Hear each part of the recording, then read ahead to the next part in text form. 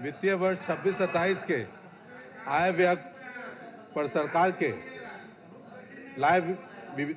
जो आय व्यय समान विमर्श है उसके विरोध में बोलने के लिए खड़ा हुआ हूं और इसके लिए मैं आपका, हमारे सचेतक और हमारे नेता तेजस्वी जी का विशेष आभार प्रकट करता हूं कि उन्होंने मुझे इस विषय पे बोलने का एक समय दिया है। महोदय, काफ़ी लोग चर्चा में अपनी बात को कह रहे थे, हम लोग भी रिसर्च करते हैं, पढ़ते हैं, देखते हैं। तो एक चैट जीपीटी आजकल एआई सारे लोग यूज़ कर रहे हैं, तो हमने उसमें बिहार बजट पे विमर्श के लिए लिखा। क्या लिख के आया ये इन लोग को सुन लेना चाहिए। Bihar continues to show strong economic growth while maintaining the lowest per capita income in the India. आप सोच लीजिए, ये एआई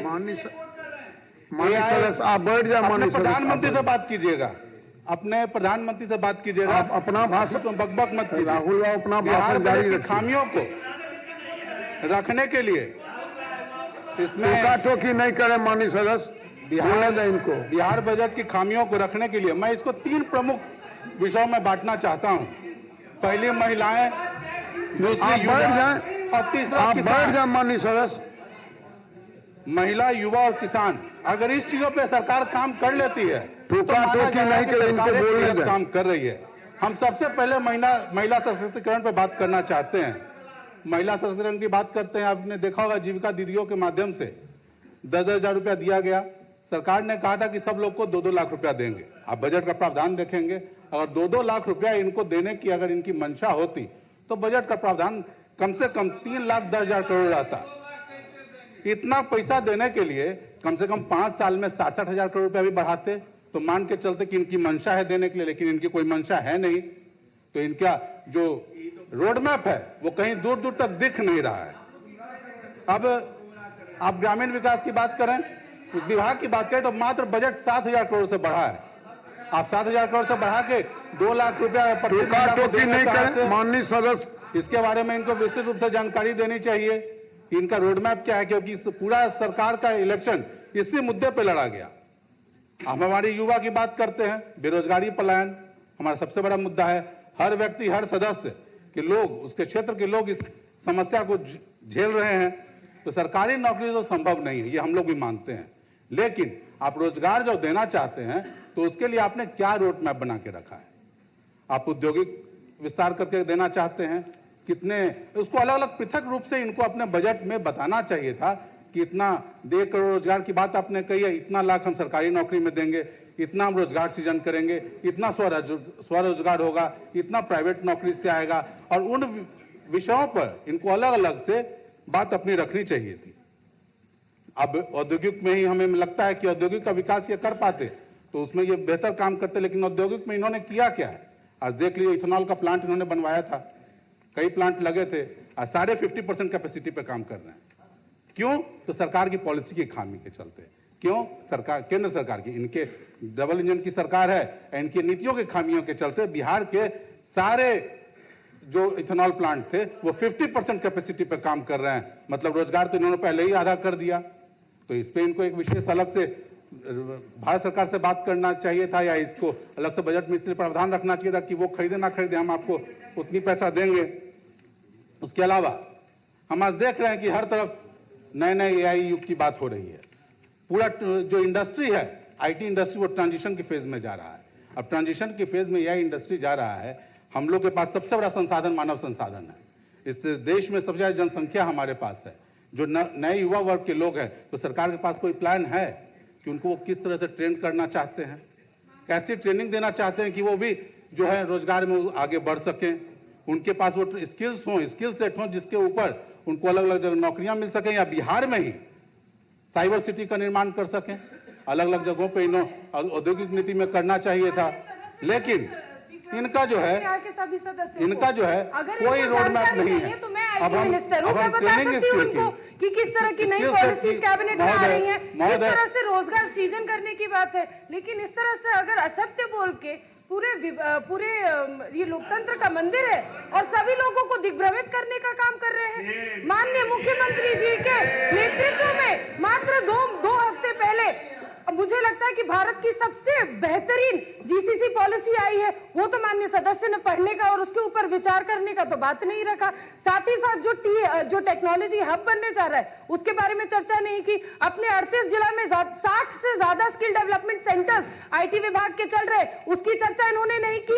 एआई के सेंटर ऑफ एक्सीलेंस की 3 सेंटर ऑफ एक्सीलेंस खुल रहे हैं, उसकी चर्चा इन्होंने नहीं की। लेकिन ये दिग्भ्रमित करना चाह रहे उपाध्यक्ष महोदय। माननीय उपाध्यक्ष महोदय, मैं चाहूंगा कि समय को एक बार कम करा दिया जाएगा। मेरे समय से नहीं काटा जाएगा। अब स्किल डेवलपमेंट की बात करते हैं महोदय। एजी का रिपोर्ट देख लीजिए। एजी का रिपोर्ट देख लीजिए। घोस्ट अकाउंट में स्किल डेवलपमेंट का पैसा भेजा जा रहा है। स्किल डेवलपमेंट के नाम पर भारत सरकार और बिहार सरकार के द्वारा धांधली की जा रही है। और एजी के रिपोर्ट में महोदय, ये मैं नहीं कह रहा हूं, ये आप उनको देख लेना चाहिए था। आपके पास कौन सा स्किल सेट चाहिए आपको? ये आपको रहना चाहिए था विस्तृत जानकारी ना, कि आपको कंबल बनाने वाला चाहिए, कि चरखा बनाने वाला चाहिए, कि टॉयलेट साफ करने वाला चाहिए कि आपने स्किल डेवलपमेंट के नाम पे काम कर दिया लेकिन उन लोगों को रोजगार नहीं मिल रहा है। चाहिए कि आपको बताना चाहिए था। आपने क्या कोई कॉम्पिटेंसी मैपिंग की कि इस क्षेत्र में इतने लोगों की इतने रोजगार की आवश्यकता है? तो आपने कुछ इसमें काम किया नहीं, बस स्किल डेवलपमेंट कर दिया। घोस्ट अकाउंट में पैसे भेजे जा रहे हैं, सरकार के पैसे का दुरुपयोग हो रहा है। यही आपकी नीति है महोदय। अब वो किसान की बात करते हैं। एक समय था, हमारे जो पूर्वज लोग थे वो कहते थे उत्तम खेती मध्यवान, नीच चाकरी भीख निदान। खेती को सबसे उत्तम माना जाता था और जो वाणिज्य का काम है उसको मध्यम, और नौकरी को सबसे न्यूनतम। लेकिन आज क्या हो गया है? उत्तम नौकरी मध्यवान, नीच खेती भीख निदान। आज खेती की स्थिति आपने क्या की है? आज किसान लोग अपना उपज लेके और बाजार में बेचने के लिए वो औने पौने दाम पे 1800 रुपए पे धान बिक रहा है। आपका समर्थन मूल्य क्या है?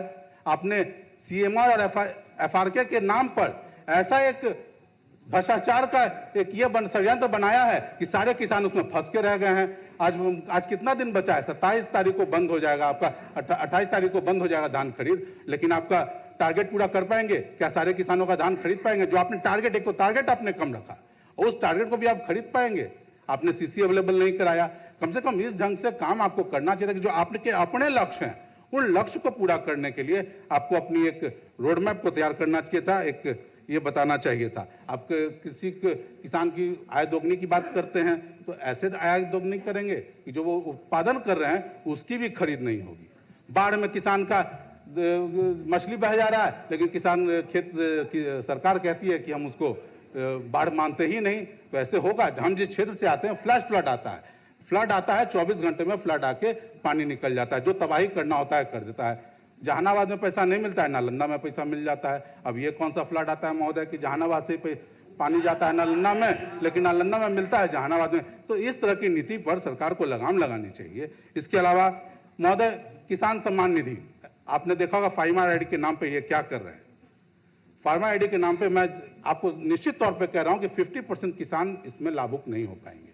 बिहार सरकार ने अलग से 3000 रुपये देने का ये किया है। तो मैं इनसे मांग करूंगा कि उसे एक तो उसको 10,000 रुपया करें, उसके बाद जो वैसे किसान जो जिनका फार्मर आईडी बनना छूट जाएगा उनको ये अलग से पैसा दें।